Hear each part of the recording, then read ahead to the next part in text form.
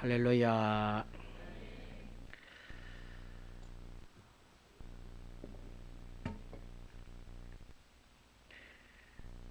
제가 이 예배당에 들어오면서 느낀 게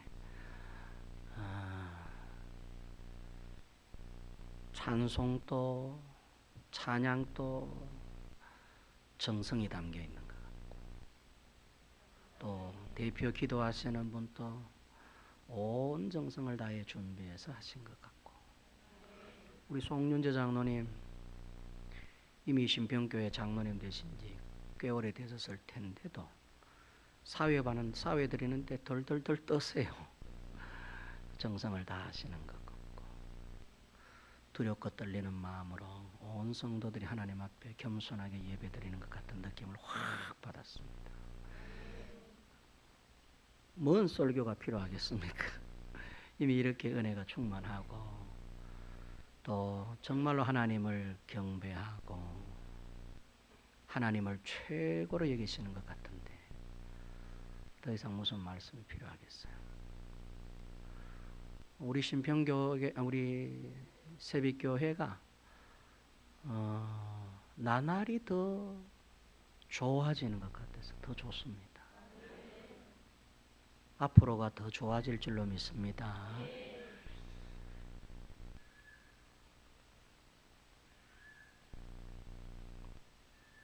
우리 김오룡 목사님하고 통도사에 계시는 스님하고, 목사님은 찬송을 부르고 스님은 연부를 외우고, 누가 안 지치고 끝까지 하나 내기를 했습니다. 그래서 김오룡 목사님은 아는 찬송 다 부릅니다. 복에 근한 강림하서부터 시작해서 하여튼 뭐 내게 강 같은 평화, 뭐 하여튼 뭐 어릴 적부터 이 교회 안에서 자라면서 들어왔고 익숙했던 찬송가, 복음성가를 막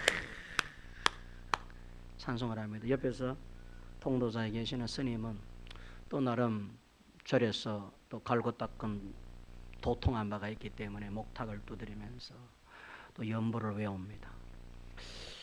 그랬더니 이제 김오룡 목사님이 찬송가를 자꾸 부르는데 이 곡 저 곡 부르니까 어떨 때는 막 가사가 기억도 안 나고, 또 이제 막 거의 이제 찬송가 복음성가 이제 미천이 다 떨어져 갑니다. 스님은 막 까딱없이 관세음보살나무아비타불 관세음보살나무아비타불 관세음보살, 뭐 이것만 외우면 되니까 막 지치지도 않아요. 뭐 처음이나 막 지금이나 막 하루 종일 한 것 같은데도 막 끄떡없이 연부를 외우는데, 세상에 김오룡 목사님은 이제 막 미천이 다 떨어져 갑니다. 막 가사도 까물까물거리고 막 그러다가 안 되겠다 싶어서 이제 곡을 선정하기를 할렐루야 곡을 부르기로 했어요. 할렐루야, 할렐루야, 할렐루야. 옆에서 스님이 딱 들이고 저 좀 세게 나오는 것 같아. 관세음보살나무아비타불 관세음보 할렐루야, 할렐루야, 할렐루야, 할렐루야. 더 크게 김오룡 목사님이 막 부르니까 옆에 스님이 막 질세라 관세음보살나무아비타불. 그러더니 김오룡 목사님이 막 최선을 다해서 할렐루야, 할렐루야, 할렐루야 부르는데 갑자기 스님이 연부를 뚝 그친 거예요. 졌습니다. 스님이 그러는 거야. 왜 졌느냐? 어느 순간인가 이 스님이 관세음보살, 관세음보살, 관세음보살, 관세음보살 이러고 있는 거야. 여러분, 찬송의 힘이 그마이 강합니다. 여 통도사 이거 뭐로 이길 거야? 찬양으로 이기는 거야. 할렐루야. 내 저 강대상 저 본당 문 열고 딱 들어오는데 아마 저 밑에서부터 막 찬송이 이 귓전을 울려요. 그리고 또 들어와서 보니까 또 다 일어나서 부르셔요. 자유롭게. 나 이것도 참 좋은 모습인 것 같아. 누가 막 시켜서 일어나라 한 건 아닐 것 같은데 본인이 일어서서 찬양해야지 싶어서 일어서서 찬양하는 분들도 있고, 세상에 새빛교회가 진짜 새빛이 된 것 같아. 찬양으로 늘 또 승리하시고 저 통도사도 저 까불어 싸움을 자꾸 찬송으로 이기시기를 바랍니다. 우리 옆 사람과 함께 찬송으로 승리합시다. 찬양 더 열심히 합시다. 여러분 한번 따라합니다. 성경은 예수님 이야기다. 믿습니까? 성경은 누구 이야기다? 그래서 여러분 신학은 예수학이다 이런 말이 있습니다. 신학이 정립이 잘 돼야 바른 신앙 갈 수 있습니다. 그런데 대체적으로 이단들 보면 신학이 없습니다. 또 정통한 한국 교회 내에도 신학을 우습게 생각하는 분들도 있습니다. 잘 몰라서 그렇습니다. 신학이 정립이 잘 되면 바른 성경으로 이끌고 바른 신앙으로 이끌 수 있는데 목사님의 신학이 무너지면 이리 갔다가 저리 갔다가 이 길 갔다가 저 길 갔다가 이거 말했다가 저거 말했다 그렇게 되는 겁니다. 성경은 예수 이야기입니다. 다른 거 없어요. 하나님이 이 인류에게 가장 하고 싶은 이야기는 딱 하나입니다. 아들 예수 이야기입니다. 예수님 이야기하고 싶어서 창세기도 썼고 출애굽기도 썼고 레위기도 썼고 구약도 쓰고 신약도 쓴 거예요. 66권이나 되는 성경은 딱 한마디로 예수 이야기입니다. 성경을 펼쳐서 성경을 읽는데 예수님 못 보시면 성경 더 많이 읽으셔야 됩니다. 성경을 100독을 해도 예수 발견 못하면 헛읽은 겁니다. 그러나 성경 한 번 읽었는데 예수 만났으면 제대로 읽은 겁니다. 그래서 성경은 예수님 이야기. 교회에서 해야 할 말도 들어야 할 말도 예수님 이야기입니다. 여러분 사람은 뭘 먹고 살까요? 사람은 뭘 먹고 살까요? 그렇지 라면. 네. 이제 밥도 나왔고 라면도 나왔습니다. 사람은 뭘 먹고 살까요? 한번 생각해 보세요. 물 맞습니다. 물, 밥, 물, 라면. 들어보시면 빵도 나올 거예요. 예, 물 없으면 안 됩니다. 밥 없어도 안 됩니다. 혹시 그것보다도 좀 더 신학적인 대답을 하실 수 있는 거? 이건 넘어갔어. 좀 더 세련된 대답을 할 수 있는 거. 조금 대학생 수준으로 대답할 수 있는 거. 예? 영의 양식. 할렐루야 아멘. 맞습니다. 다 나왔습니다. 근데 제가 원하는 답은 아닙니다. 그럼 여러분들이 제게 한번 물어보세요. 목사님 사람은 뭘 먹고 사는 물어. 시작. 엄마를 먹고 삽니다. 예. 네. 예. 제가 곧 설명을 해드릴게요. 예, 곧 설명해드릴게요. 네네, 곧 설명을 해드릴게요.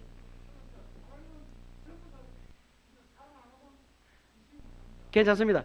예, 잠깐만. 목사님 괜찮습니다. 드십시오. 네네네. 예, 그래요. 감사합니다. 박수 한번 하겠습니다. 좋은 말씀 해주셨어요. 매나 관련 있는 말씀입니다. 예, 괜찮습니다. 우리 목사님 앉아 계세요. 괜찮습니다. 엄마를 먹고 산다 이랬을 때 누가 틀렸다고 대답할 수 있겠습니까? 저는 사람은 어머니를 먹고 살았습니다. 이렇게 대답했을 때 아니야, 넌 틀렸어 이렇게 말할 수 있을까요? 조금만 생각해 보면 그 말이 맞다 생각하실 겁니다. 우리는 다 어머니를 먹고 산 겁니다. 저도 제 엄마를 우리 황남순 씨를 먹고 살았어요. 여기 장로님들도 그렇고 여러분들도 다 어머니를 먹고 사셨을 겁니다. 어머니의 희생, 어머니의 우리 어르신 이야기한 것처럼 사랑, 어머니의 땀, 수고, 진자리 마른 자리 개의치 아니하시고 24시간 항상 저희에게 관심을 기울이시고 기침에도 일어나시고 작은 몸부림에도 깊은 잠 못 주무시고 일어나셔서 돌아보시다. 어머니를 먹고 살았다. 이랬을 때 아마 다 맞는다라고 대답을 하실 겁니다. 그러면 그 어머니는 뭘 먹고 살았을까요? 또 어머니를 먹고 살았겠죠. 할머니 말이죠. 그 할머니는 뭘 먹고 살았을까요? 정조 할머니를 먹고 살았겠죠. 그럼 그 정조 할머니는 또 그 엄마를 먹고 살았겠죠. 또 그 엄마는 또 그 위에 엄마를 먹고 살았죠. 자, 이렇게 한참 가보십시다. 그러면 최초의 엄마 하와까지 갈 겁니다. 하와. 최초의 어머니. 하와는 뭘 먹고 살았을까? 하와는 뭘 먹고 살았을까? 답은 명확합니다. 하나님을 먹고 산 겁니다. 아담과 하와는 뭘 먹고 살았을까? 동산에 있는 열매를 먹고 살았을까? 그게 밥이요 떡이 아니겠습니까? 사실은 그 이상이었습니다. 하나님을 먹고 사신 겁니다. 그래서 예수님께서 신약 성경에 야 너희는 나를 먹어야 돼. 나를 마셔야 돼. 그 이야기 하신 거예요. 예수님이 태어나신 곳이 베들레헴입니다. 베들레헴의 뜻을 알고 계시죠? 떡집이라는 뜻입니다. 밥통이라는 뜻입니다. 떡방앗간이라는 뜻입니다. 떡집에는 떡이 있습니다. 그런데 베들레헴 가운데에 예수님이 탄생하셔서 누이신 곳이 말구유입니다. 말구유는 말밥통을 의미합니다. 떡집 안에 말밥통 안에 예수님을 담아두신 겁니다. 그저 우연히 그렇게 된 것일까? 아니죠. 성경은 1.1획도 틀림이 없는 말씀입니다. 하나님이 다 생각에 계시고 뜻이 계셔서 그렇게 말씀하시고 그 위를 드신 겁니다. 하나도 틀리는 게 없습니다. 그저 쓰신 것도 없습니다. 다 하나님의 생각과 치밀한 계획 속에서 성경을 구성하신 것이죠. 그 안에 베들레헴, 그 안에 말구유, 그냥 뭐 둘 데가 없어서 예수님을 어디 놓아둘 데가 없어서 말구유 통에다가 넣어두신 거 아닙니다. 의도가 있는 것입니다. 뭔가를 자꾸 말하려고 하는 것입니다. 밥통 안에 있는 밥은 뭐냐? 자, 여러분은 제가 한 가지 또 한번 물어보겠습니다. 여러분, 먹는 짐승이 있어서 먹히는 짐승이 존재할까요? 먹히는 짐승이 있어서 먹는 짐승이 존재할까요? 다시 한번 묻겠습니다. 먹는 짐승이 있어서 먹히는 짐승이 존재할까요? 반대로 먹히는 짐승 때문에 먹는 짐승이 존재할까요? 이렇게 물어볼까요? 호랑이가 있어서 토끼가 존재할까요? 토끼가 있어서 호랑이가 존재할까요? 성경상 답은 토끼가 있기 때문에 호랑이가 존재하는 겁니다. 다시 말해서 먹히는 그분이 계시기 때문에 먹는 자가 존재하는 겁니다. 하나님이 계시기 때문에 먹히시는 하나님이 계시기 때문에 먹는 아담과 하와가 존재합니다. 그래서 예수님을 가리켜서 밥이라 그러셨어요. 나는 생명의 떡이 있다. 그냥 하신 말씀이 아니에요. 내가 바로 밥이야. 내가 바로 떡이야. 너희는 나를 먹어야 돼. 나를 마셔야 돼. 그래서 예수님은 내가 참된 양식이요. 내가 참된 음료로다. 이렇게 말씀하셨어요. 그냥 뭐 좋은 말씀이 생각나서 그냥 우짜다가 하신 말씀이 아니라 뜻과 계획을 갖고 그거 이해시키려고 말씀을 끌어오시다가 결국 그렇게 말씀하셨어요. 사람은 뭘 먹어야 되느냐? 하나님을 먹고 마셔야 되는 것입니다. 하나님 없이는 못 사는 거예요. 구약 성경에 보면 만나와 메추라기가 나옵니다. 40년 동안 이스라엘 백성을 먹여 살렸던 양식, 만나와 메추라기. 만나의 뜻을 여러분 알고 계시죠? 이게 뭐냐라고 하는 뜻입니다. 메추라기는 새 종류로 새를 이야기하는 것이고 만나는 모르겠다 이 말. 메추라기는 알겠는데 이건 메추라기 새 때든 알겠는데 도대체 만나 이건 뭐냐? 성사학적으로 보면 만나는 나무에서 자라는 진액, 즉 광야에서 먹고 사는 짐승들의 먹잇감으로 하나님께서 허락하신 나무에서 붙어있는 달고 쫀득쫀득한 진액으로 그렇게 표현이 되어 있습니다. 그 양이 얼마 안 됩니다. 짐승에 있는 짐승들이 뭐 많습니까?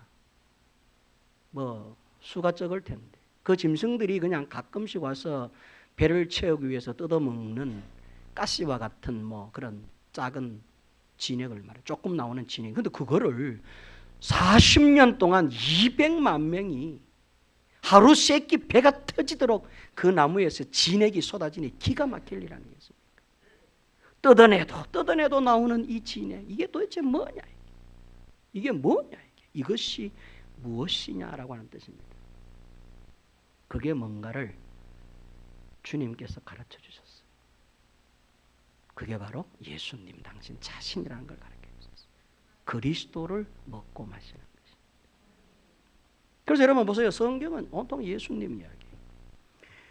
창세기에 가면 동산 중앙에 있는 두 그루의 나무가 나옵니다. 하나님께서 아담과 하와에게 동산 가운데 있는 생명나무와 선악을 알게 하는 나무를 지칭하신 후에 선악을 알게 하는 나무는 먹지 마라, 먹으면 죽는다라고 말씀을 하셨어요.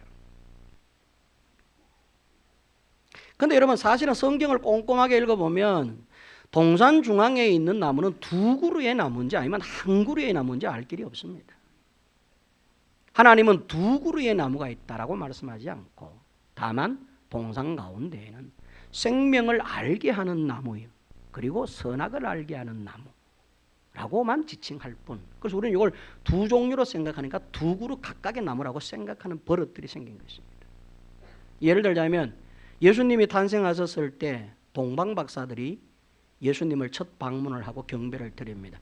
동방 박사는 몇 명이었을까? 몇 명일까요? 아기 예수님을 경배한 동방 박사는 몇 명이었을까요? 대개가 다 세 분으로 알고 있습니다. 그래서 성경 어디에도 동방 박사 세 사람이란 말은 없습니다. 그냥 동방 박사들이 둘인지 둘 이상이겠죠. 들이라고 했으니까. 둘인지 셋인지 넷인지는 잘 모르겠어요. 이상근 박사님은 돌아가신 때고 제일교회 이상근 박사님은 네 분으로 그렇게 신학적으로 표현하고 있습니다. 한 분은 무슨 개인 볼일 때문에 늦게 이렇게 오신 분으로 그렇게. 그것 아주 이렇게 뭡니까 아주 이렇게 일리 있게 딱 설명을 해두셨어요. 뭐 지금은 그 이야기 할 건 아니고. 어쨌든 동방 박사들도 사실은 그냥 동방 박사들인데 이분이 두 분인지 네 분인지 세 분인지는 모르겠죠. 어쨌든 예수님 앞에 드린 선물이 세 가지 황금, 유향, 모략 세 가지였습니다. 그러나 사실은 동방 박사 세 사람이라고 하는 증거는 없습니다. 마찬가지로 창세기의 에덴 동산에 있는 에덴 동산 가운데 있는 나무가 두 그루 다 이렇게 단정지으면 안 됩니다. 두 그루일 수도 있고 한 그루인데 그 한 그루의 역할이 두 가지일 수도 있습니다. 하나는 생명을 주는 나무가 되고, 자 보세요. 이 나무는 생명을 주기도 하지만 선악간에 심판하는 나무가 된다고 말씀하십니다. 너 죽는다. 이 선악을 알게 하는 나무는 너를 판단하여 죽일 것이다. 신약 성경으로 넘어오면 이 나무는 십자가를 말하는 것입니다. 골고다 중앙에 있는 가운데 있는 나무, 십자가의 나무는 사실은 양면성을 갖고 있어요. 두 얼굴을 가진 것이 십자가입니다. 하나는 구원인 동시에 하나는 심판을 이야기하는 것입니다. 십자가를 믿고 받아들이면 생명을 얻지만 십자가를 거부하면 심판을 받게 되는 것입니다. 정죄를 받고 죽는 것입니다. 그래서 십자가는 사랑의 표상인 동시에 심판의 표상이기도 합니다.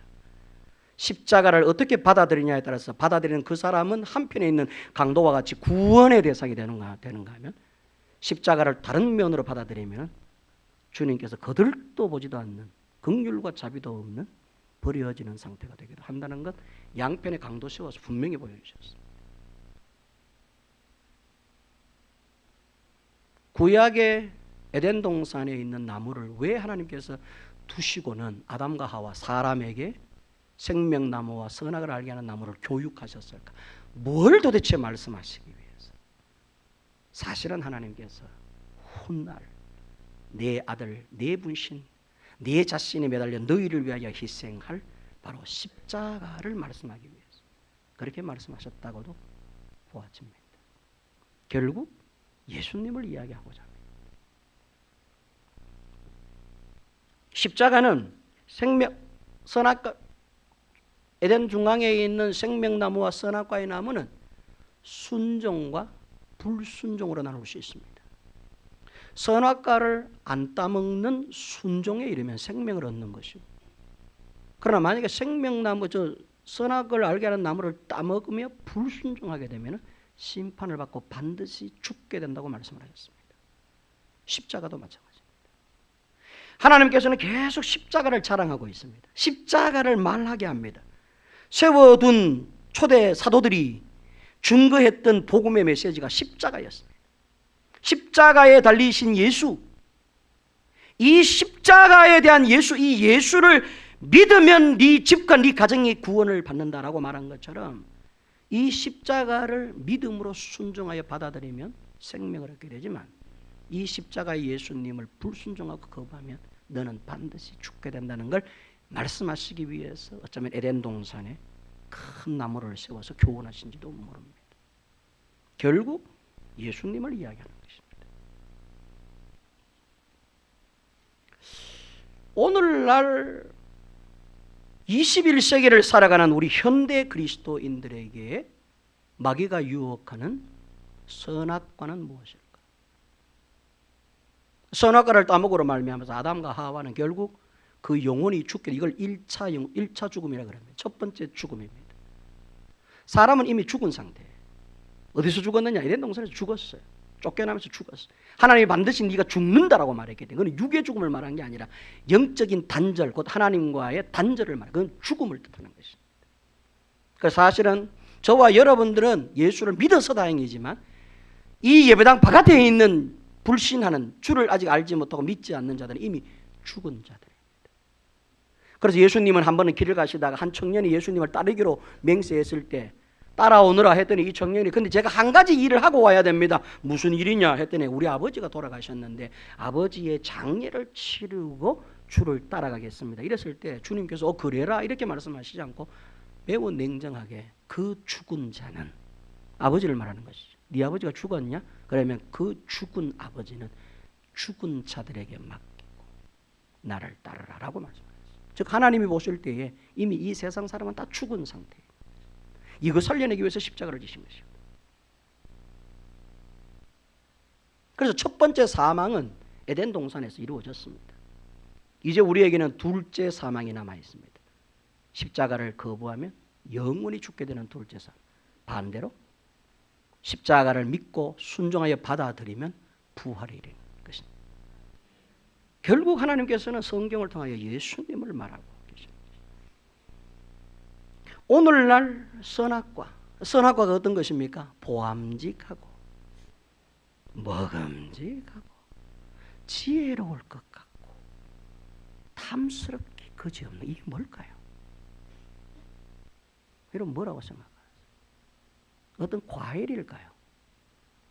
무화과나 배나 사과나 뭐 이런 과일을 말할까요?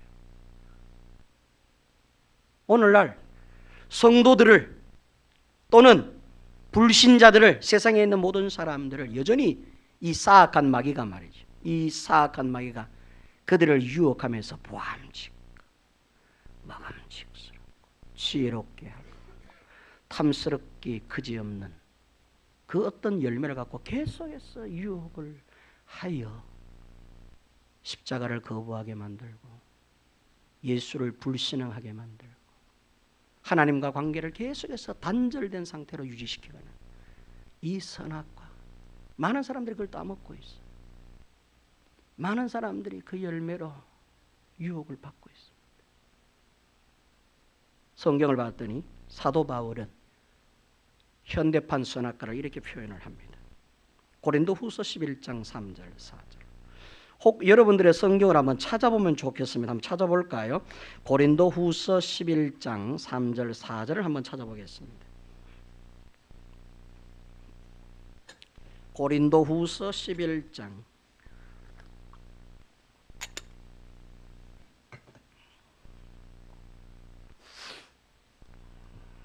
11장 3절 4절 찾으셨으면 아멘. 자, 우리 한번 읽어볼까요? 시작. 뱀이 그 관계로 하와를 미혹한 것 같이 너희 마음이 그리스도를 향하는 진실함과 깨끗함에서 떠나 부패할까 두려워. 그 다음 중요합니다. 만일 누가 가서 우리가 전파하지 아니한 다른 예수를 전파하거나 혹은 너희가 받지 아니한 다른 영을 받게 하거나 혹은 너희가 받지 아니한 다른 복음을 받게 할 때에는 너희가 잘 용납하는구나. 자, 보세요. 사도 바울은 고린도 교인들을 향하여 염려하기를. 고린도 교인들이 이렇게 이야기하는 거예요. 쉽게 얘기하면 고린도 교인들이요, 오늘날 선악과가 뭔 줄 압니까? 우리가 무엇에 넘어지는 줄 압니까? 우리가 무엇에 유혹을 받는 줄 압니까? 우리에게 있어서 무엇이 보암직스럽고 무엇이 탐스럽고 무엇이 진짜 같고 무엇이 지혜로울 것 같은 줄 압니까? 잘 또 속아 넘어가는군요. 그런 것은 잘 또 용납하는군요. 너무 쉽게 받아들이는군요. 의심하지도 않고 고민하지도 않고 잘 또 그런 것을 따라다니는군요. 그게 뭐냐? 할 때 다른 복음이라고 말을 합니다. 우리식으로 이야기하면 이단을 가리키는 것입니다. 적 그리스도.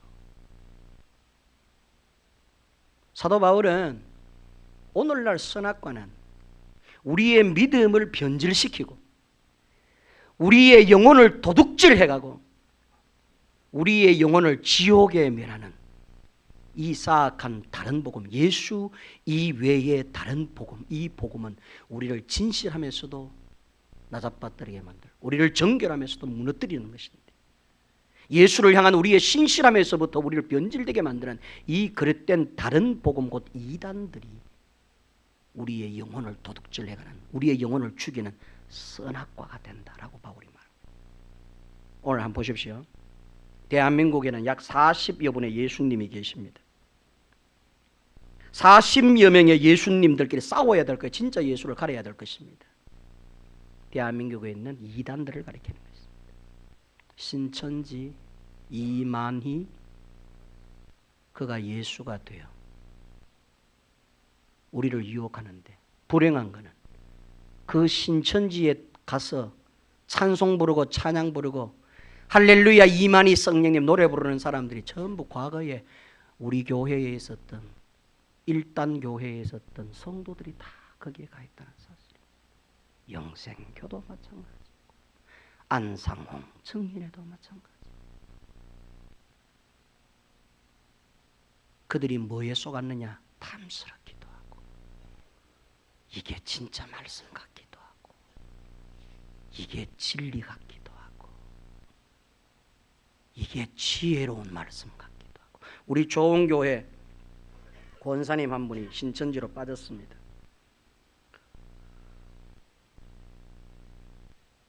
굉장히 열심히 있는 권사님이 있어요. 수요 예배를 한 번도 빠진 적이 없는 분인데 어느 날부터 수요 예배를 계속 빠져요. 주일날 오후 예배를 안 드려요. 토요일날 봉사하러 안 와요.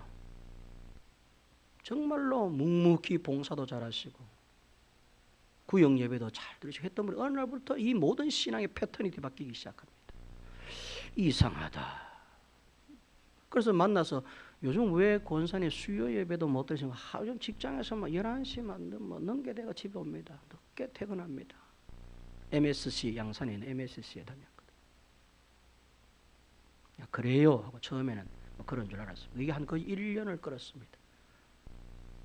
그래서 제가 생각할 때 이게 뭔가 있구나 싶어서 마침 이제 이분이 전도한 이제 남자분이 계세요. 그 MSC 버스 기사입니다.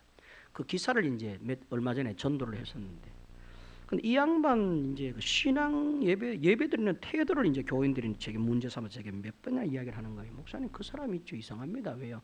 감사헌금, 이 사람이 안수집사까지 했다 하는 사람인데 감사헌금 그냥 주일 헌금도 안 합니다. 두 번째는 주기도문을 안 합니다. 신앙 고백을 안 합니다. 찬송 안 부릅니다. 나는 뭐 그 사람만 보고 예배 드릴 수 없으니 그냥 이렇게 보고 예배 드리니까 한쪽 구팅에 앉아서 늘 그렇게 예배를 드렸다는 거예요. 그래?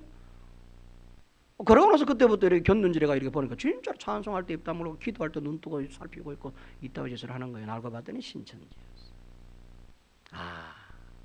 그래서 이 사람에게 꼬임을 받았어. 이 사람을 따라다닌 겁니다. 1년 동안. 그래서 불현듯 수요 예배를 마치고 집에 쳐들어갔습니다. 쳐들어갔더니 남편도 있고 딸도 있고 아들도 있어. 엄마 어디 갔노? 아직 퇴근을 안 했대요. 그래 올 때까지 기다린다 해가지고 큰 방에 들어가서 집사람하고 둘이 주저앉아 있었습니다. 그때가 저녁 9시 넘게 되었습니다.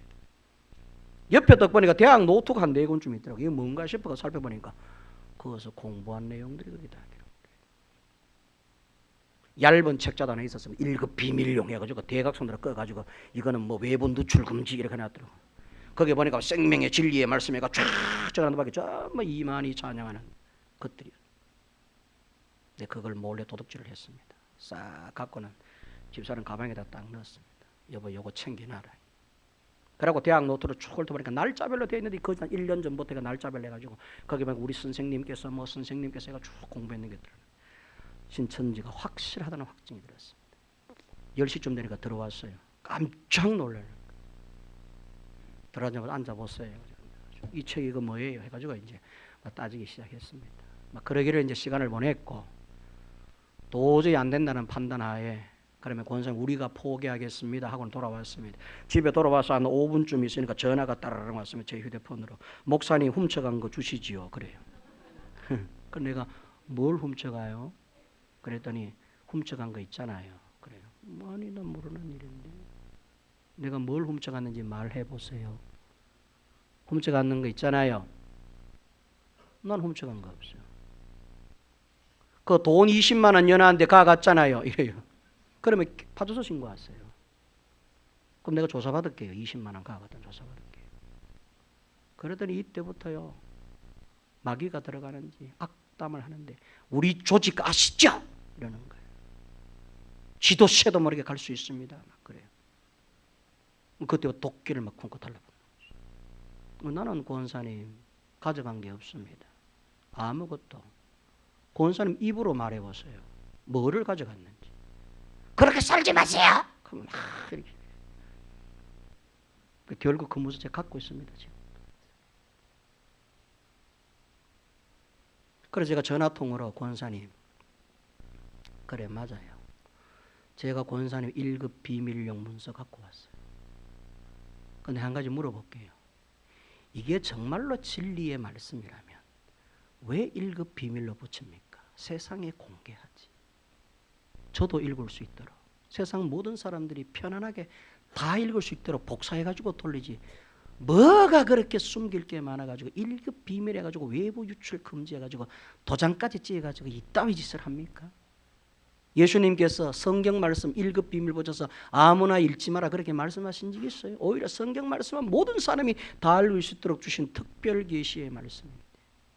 뭐가 그렇게 숨길 게 많고 캥기는 게 많아가지고 이런 걸 숨겨요. 그거 이상하지 않아요, 권사님? 이렇게 따졌어요. 그것만 봐도 이상하지 않습니까? 뭘 숨어서 공부해요? 드러나서 공부하지.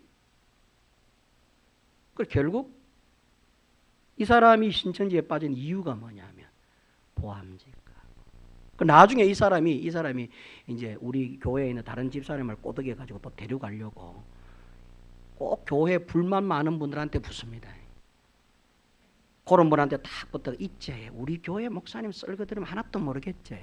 내 따라가 봐라. 막 명쾌하다. 비유 쉽다. 보암직하고 먹음직하고 지혜로운 것 같고 탐스럽기 그지없는 말씀이라고 꼬드겼어요. 데려가는데 가보면 어디냐? 신천지 이만희를 보혜사 성령님으로 섬깁니다. 오늘날 이 사악한 마귀가 우리의 영혼을 어떻게 도둑질해 가려고 하느냐 하면 바로 이 이단들의 사설을 통해 다른 복음, 예수 외에 다른 이야기를 자꾸 듣게 해서 우리를 하여금 무너뜨리고 영혼을 병들게 만들어가는 것입니다. 여러분, 교회라고 다 교회가 아니고 목사라고 다 목사가 아니고 교인이라고 다 교인이 아닙니다. 예수 없으면 교인도 아니요, 목사도 아니요, 예수가 없으면 교회가 아니에요. 보세요, 통일교회 거기 어디 예수가 있어요? 문세명이가 예수가 되어 있지. 신천지 교회, 거기가 어디 교회예요? 이만희가 거기 하나님 노릇하고 있어요. 영생교회, 거기 어디 예수가 있어요. 거기 조희성이가 예수가 되고 하나님이 돼요. 하나님의 교회, 그 안에는 안상홍이라는 사람이 하나님 노릇하고 있는데 어디 교회예요. 예수가 없는 교회는 진짜 교회가 아니에요. 선악과에 목사 속에 조이성이가 들어가 있고 뭡니까 그 이만희가 들어가 있고 나서는 예수가 없는 사람이 무슨 목사예요. 제가 이래 봐도요, 신천지 목사하고 대판 싸운 사람이에요. 젊은 목사가 제가 탁구를 치고 있는데 전화가 왔어요. 땀 열심히 내고 있는데 보니까 낯선 번호 여보세요 받았더니 좋은 교회 이상진 목사입니까? 녹음하니까 조심해서 말하세요. 대판 말을 그렇게 해요. 그러니까 예? 이랬더니 당신 우리 교회를 갖다가 이만희 교회 뭐 신천지 교회라고 교인들에게 공포했다면서 이렇게 뭐래요. 덮여 있거든요. 그건 내가 확신이 있어서 그렇게 이야기했다. 거기에 우리 교회에서 신천지에 빠진 또 이야기하면 안 돼. 그 시기 권사가 거기에 교사로 있잖아. 그러니까 니거들은 신천지다 뭐 이렇게 이야기를 했어요. 우리는 신천지가 아닌데 왜 이걸 뭐 명예훼손으로 건다 이거지. 그래 좋다 그럼 걸어라 그러면. 그래가 한 10분간 통화하다가 만나자 그래요. 어디서 만났고 그러니까 이제 어쨌든 어느 공간에 이제 선생님 만나 좋다 만나자. 그날이 밤 9시쯤 됐어. 만났더니 사모님하고 나왔더라고. 그 목사님께서 젊은 목사님. 거기에 이 권사도 있고 또 이 권사가 이제 꼬드긴 또 여집사도 또 하나 있어. 내 사실은 요 여집사를 건져내려고 그 이야기 했거든요. 그 사람은 접근 안 되는 이야기가 있어가지고 귀에 들어가라고 그 여집사 정신 차리라고 그거 가면 안 된다고. 근데 그분을 구원하기 위해서 했는데 이제 마침 그분하고 이렇게 네 사람이 앉고 저하고 이렇게 앉았어요. 그래서 제가 단도직입적으로 목사님, 네 한 가지 물어볼게요. 목사님 어느 신학대학교 나왔어요? 저는 대구 영남신학대학교 37기 졸업했고 서울 장신대 54기 졸업생이고 목사안수 백양로교에서 목사안수 1993년도에 받았습니다. 목사님 어느 교회 출신이에요? 말해보세요. 그랬어요. 말을 못해요. 목사님이시라면서 어느 교회에서 어디서 목사 안수 받으셨어요? 내 인터넷으로 한번 찾아볼게. 당신 어느 신학교 나왔어? 어느 신학대학원 나왔어? 말을 못해. 왜 말을 못해요, 목사님? 나는 대구 영남신학대학교를 나왔고 서울 장로신학대학교를 나왔고 백양로교에서 목사 안수를 받았어요. 그러더니 말을 못해. 그러니까 당신은 그럼 내가 또 이렇게 하죠. 이만희 야이 나쁜 놈아 이야기해보라 그랬어요. 야이 이만희 도둑놈의 새끼야 말해보라 그랬어요. 말을 못해요. 이만희를 욕도 못하는 사람, 이만희가 예수지요? 내가 그랬어요. 이만희가 보혜사 하나님인데 욕할 수 있겠어요 당신? 이랬어요 내가. 그러더니 이제 쩔쩔매요. 그래서 당신이 다니는 교회, 섬기는 교회를 신천지를 하는 겁니다. 그러고는 헤어졌습니다. 그리고 나중에 여집사님이 하루 지나서 그 다음 날인가 문자가 왔어요. 목사님 감사합니다. 제가 정신을 차렸습니다. 그 권사 오지 마라 그랬습니다. 잘했습니다. 이렇게 했어요. 성도 여러분, 오늘날 우리의 영혼을 이 선악과로 유혹하는 게 뭐냐라고 할 때 예수님 이야기하지 않는 이런 이단 단체들, 적그리스도들을 가리키는 것입니다. 오늘 설교 제목을 6+1은 포도주라고 붙였습니다.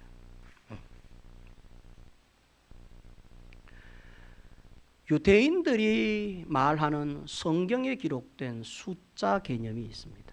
여러분 인터넷으로 나중에 찾아보시면 다 아실 겁니다. 성경의 숫자 개념. 지금 찾아보시고 마치면 한번 찾아보십시오.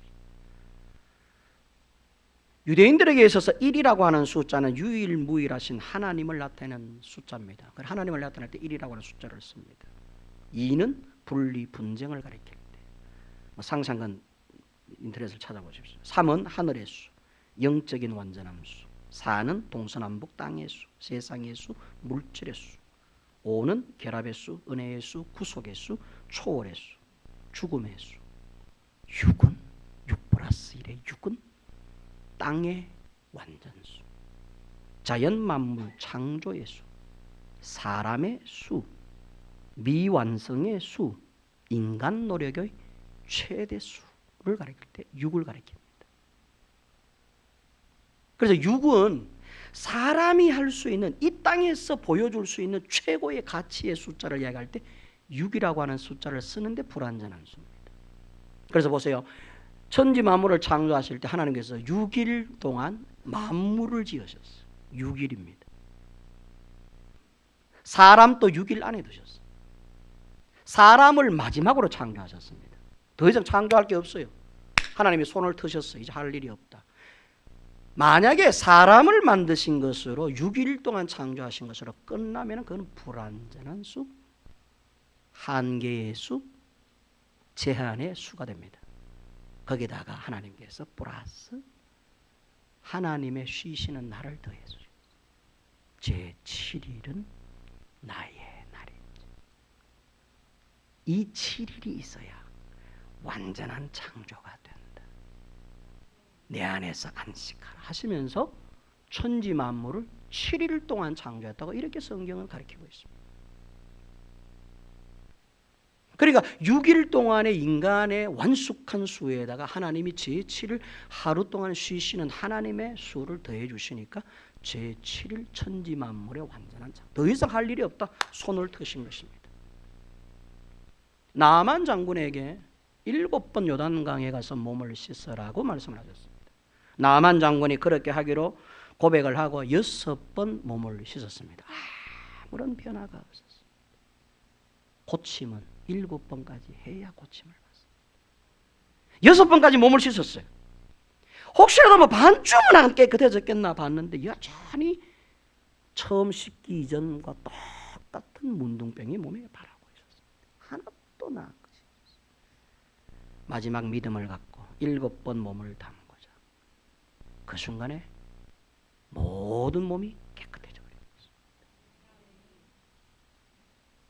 여리고성을 함락시킬 때 하루에 한 바퀴씩 돌고 6일 동안 한 바퀴 돌아 6번을 돌아라.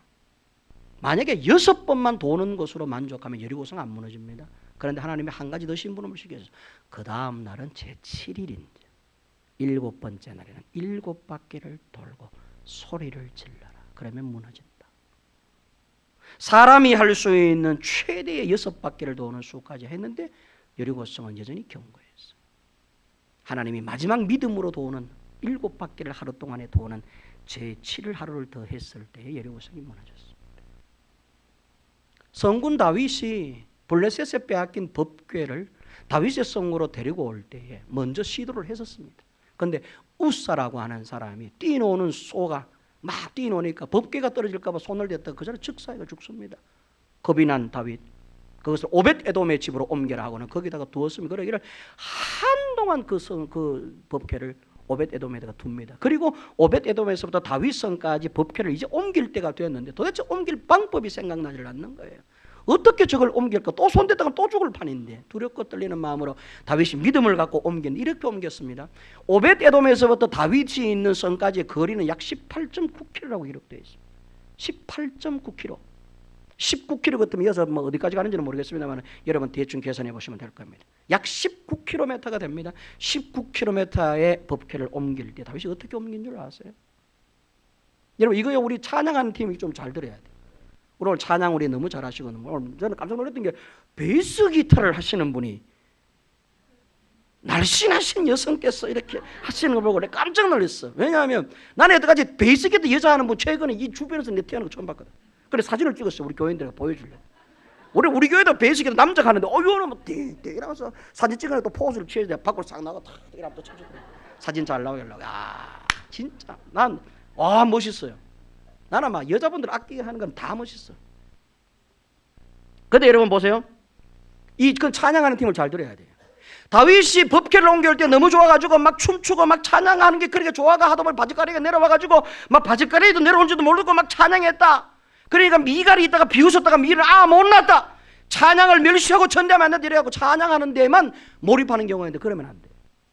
그럼 이 성경을 잘못 읽었어. 그렇게 열광적인 찬양을 드리기 전에 다윗이 뭘 했는 줄 아세요? 6걸음을 걸은 다음에 잘 기억해야 돼요. 6걸음을 걸은 다음 마지막 7번째 걸음에는 엎드려 절을 했습니다. 성전을 향하여 또 6걸음을 걷고 나서 7번째 걸음에 또 성전에 또 절을 했습니다. 이러기를 19km를. 다시 말해서 법궤 하나 옮겨오는데도 다윗은 마지막 7번째는 하나님께 도움을 구한 겁니다. 하나님 허락해 주십시오. 하나님 영광 받으십시오.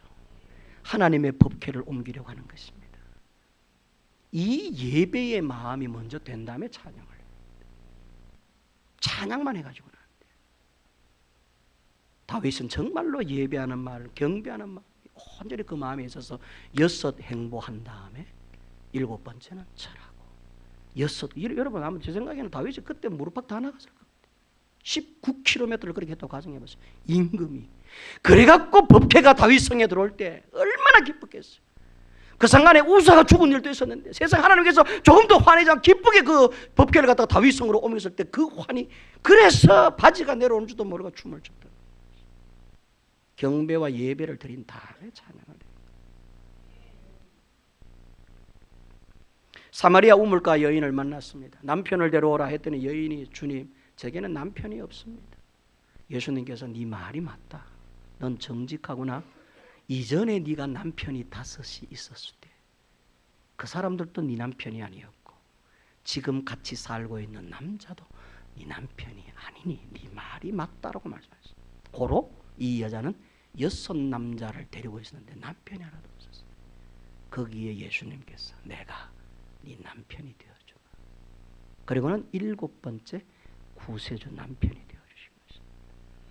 이 여자는 7번째 예수 남자 만남으로 말미암아 진짜 남편을 얻어가지고 뚜레박을 벗어 던지고 마을로 가서 내가 남편을 만났다는 아니지만 메시아를 만났다 하고 변화된 인생을 보여주십니다. 6에 플러스 예수님이 1이 되어주신 것입니다. 오늘 결론을 내리겠습니다. 돌 항아리 6에다가 물을 채워라. 6절 말씀에 기록이 되어 있습니다. 자, 종들이 돌 항아리 6에다가 물을 꽉 채웠어요. 그것으로 포도주가 됐나요? 돌 항아리 6에 아구까지 차도록 물을 가득히 채웠지만 여전히 물일 뿐이었어요. 그거요 10년, 20년, 100년을 둬도 물일 뿐입니다. 절대 포도주가 안 됩니다. 근데 거기에 예수님이 힘이 되어주십니다. 플러스 1이 되어서 떠서 손님들에게 갖다 주어라. 그랬더니 세상에 예수께서 거기에 더하기 1이 되어주시니까 옮기는 순간 포도주가 되어서 사람들이 기쁘게 먹은 것입니다. 뭘 이야기할까요? 결국 성경은 예수 이야기입니다. 우리 인생들에게 야, 너희 인생 네가 육의 최선의 삶을 산다 할지라도 그거면 될 것 같냐? 천만의 말씀. 플러스 1인 예수 없는 나 없는 너의 인생은 그저 물거품일 뿐이다. 네 인생에 내가 더해질 때 네 인생은 포도주와 같은 구원의 인생이 되는 거야. 이거 교훈하시려고 이 말씀하시죠. 예수님이 우리에게 플러스 1이 되어주시기 위해서 첫 번째 기적을 이렇게 보여주시는. 사랑하는 새벽교회 성도 여러분, 그리고 오늘 헌신을 다짐하신 이남성교회 우리 남성교회 회원 여러분, 여러분들이나 새벽교회 온 성도들이 예수 없으면 안 되는 인생들 되시기를 바랍니다. 제자들이 고백한 것처럼 주님, 당신이 없었던 지난 인생은 얻은 것이 없는 세월들이었습니다. 그러나 당신과 함께 당신의 말씀을 의지하여 깊은 데로 가서 내가 그물을 내리리이다. 플러스 예수님을 모시고 들어갔더니 깊은 물에서 여러분 엄청난 물고기를 잡아 올린 거 여러분 잘 알고 계시지 않습니까? 예수 없는 인생은 얻은 것이 없는 그야말로 아무것도 아닌 인생으로 끝날 수 있습니다. 그러나 예수님이 더해지면 영생하는 인생이 되고 천국 인생이 될 줄로 믿습니다. 우리 새벽교회와 우리 온 남성교회 회원들이 다 플러스 1의 예수님과 함께 승리하는 인생 되시기를 주의 이름으로 축원합니다.